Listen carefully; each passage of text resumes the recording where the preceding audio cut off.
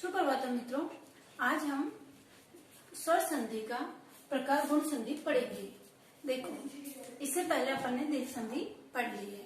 गुण संधि का संज्ञा विधायक सूत्र है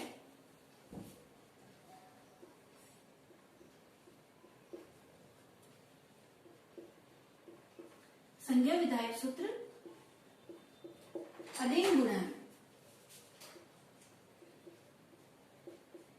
अदेंग गुण है, इसका संज्ञा विधायक सूत्र है अदेंग गुण है। ठीक है। और अदेंग गुण है यानी अदेंग गुण है यानी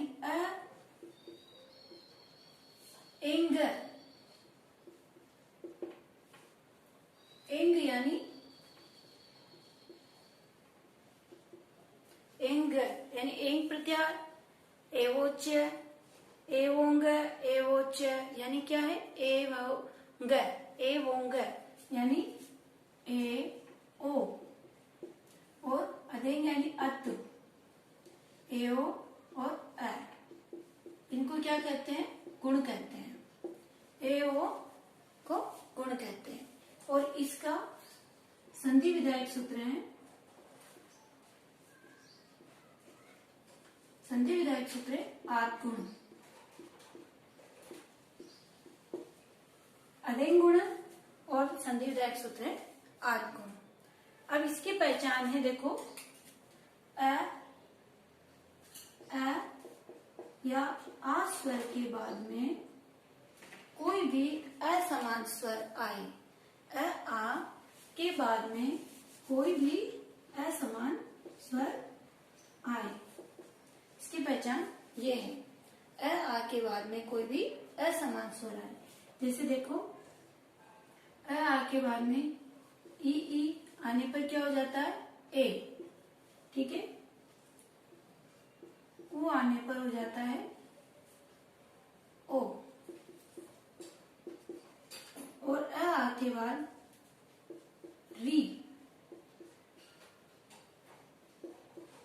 री आने पर हो जाता है अर। री आने पर क्या होता है? अर। और आ के बाद ऋ आने पर उरन रपरा सूत्र से क्या हो जाता है? अल। ठीक है। ऋ आने पर अल हो जाता है। आ के बाद ई आने पर ए, उ आने पर ओ, री आने पर अर और ऋ उरन रपरा सूत्र। ये आप याद कर लेना। बाय चांस ये आ जाए आपके कि उरन रपरा सूत्र कौन सी संधि में आता है, तो आता है ये गुण संधि में और ऋ को अल करने की इसमें। ठीक है। उरन रपरा सूत्र से ऋ का अल हो जाता है गुण संधि में। ठीक है। अब आगे देखो, इसके एग्जाम्पल से एक बार अपन समझ लेते हैं। एक इसकी शॉर्ट ट्रिक इतना सा आपको याद करना है कि इसके अंदर एक मात्रा आती है हमेशा, चाहे कोई सा भी इसमें शब्द आ जाए तो उस पर आपको एक मात्रा यदि हो तो आप बिना सोचे आप गुण संधि लिख दीजिए, क्योंकि इसके ऊपर एक मात्रा आती है। ये इसकी एक शॉर्ट ट्रिक है। ठीक है। अगर आपको समझ में नहीं आए, कभी कंफ्यूज हो ना, तो इसकी एक मात्रा आती है।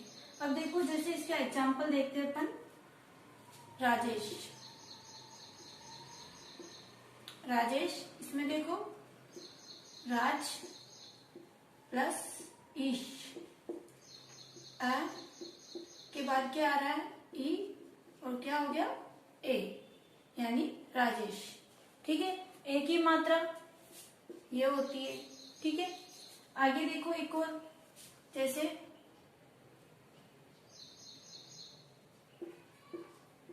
परोपकार। परोपकार में देखो, पर उपकार।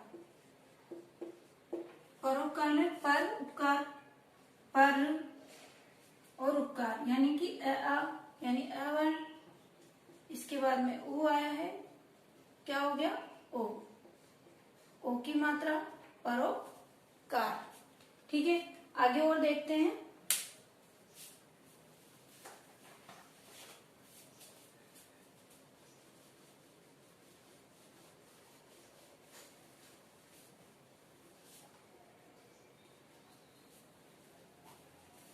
तरह से देखो सूर्योदय,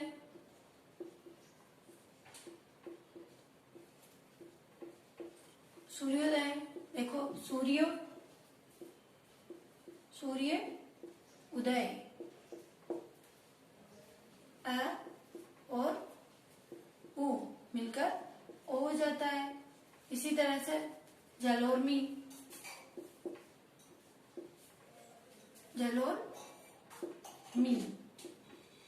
जलोर्मी इसका संधि होगा जल प्लस उर्मी।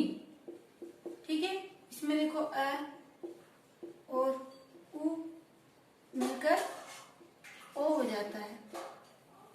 ठीक है, अ और उ मिलकर ओ और जलोर्मी रूप बनता है। ये मैं आपको इम्पोर्टेंट ही लिखवा रही हूँ सारे। ठीक है, इसी तरह से सप्तर्षि, आप इनको नोट कर लेना, ये सारे इम्पोर्टेंट है, इसमें से एक न एक तो आता ही है। ठीक है, अगर गुण संधि में अगर आपको पूछा जाए तो इनमें से एक न एक जरूर आएगा। सप्तर्षि, सप्त ऋषि। ठीक है,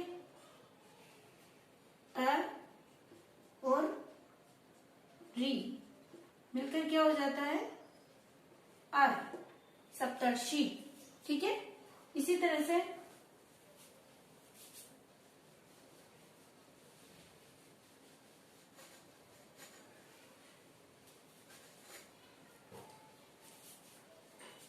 कृष्णार्दी,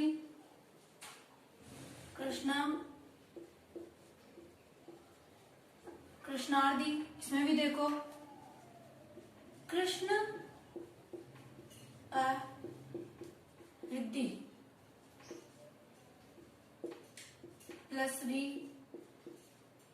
अर हो जाएगा इसका भी। इसी तरह से मोहर्मी, गुड़ाकेश, इसका देखो गुड़ा का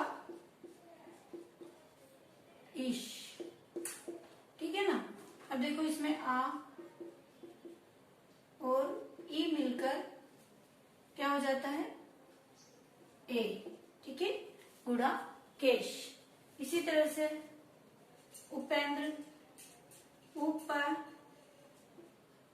ई द्र, देखो अ और ई मिलकर ए हो जाता है,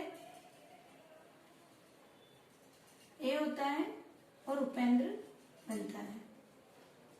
ठीक है, एक दो एग्जांपल और बता देती हूँ मैं आपको, ये इम्पोर्टेंट है, ये सारे नोट करना आप, इनमें से जरूर आएगा।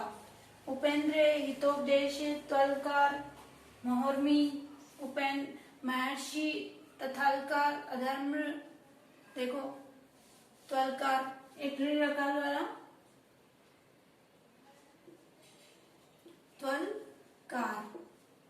त्वलकार है। देखो इसका त्व का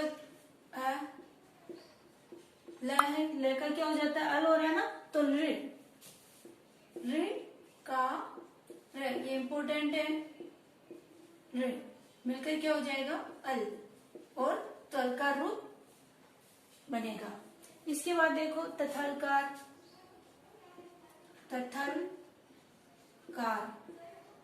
इसका भी देखो तथा ऋकार, इसमें भी देखो आ और ऋ मिलकर अल बन जाता है। इसी तरह से अधमरण,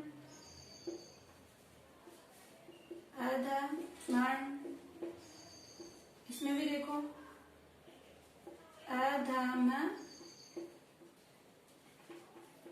ऋण। ठीक है, अ और री मिलकर आर बन जाता है और इनको मिलाने पर अधम ऋण का अधम बनता है। इसी तरह से एक और इम्पोर्टेंट है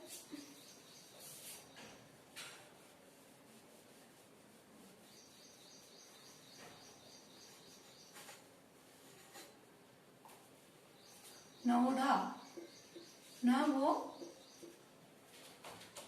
ढा, ठीक है।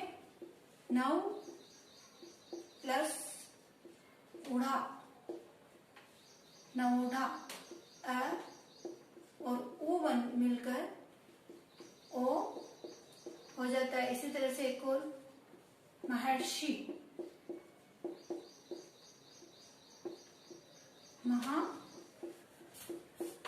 ऋषि, ठीक है।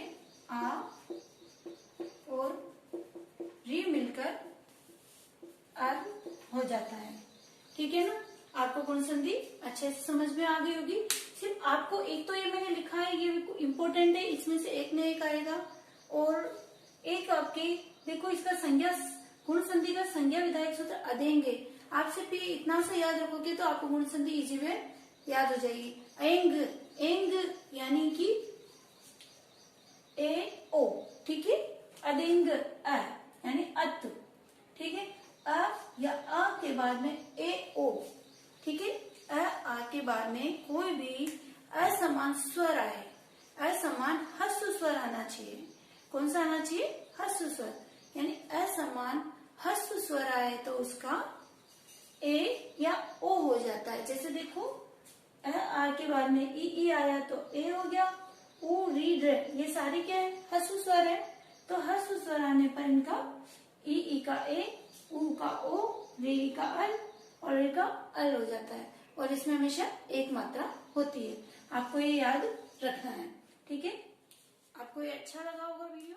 आप इस वीडियो को लाइक और शेयर करें और चैनल को सब्सक्राइब करें। Okay, bye.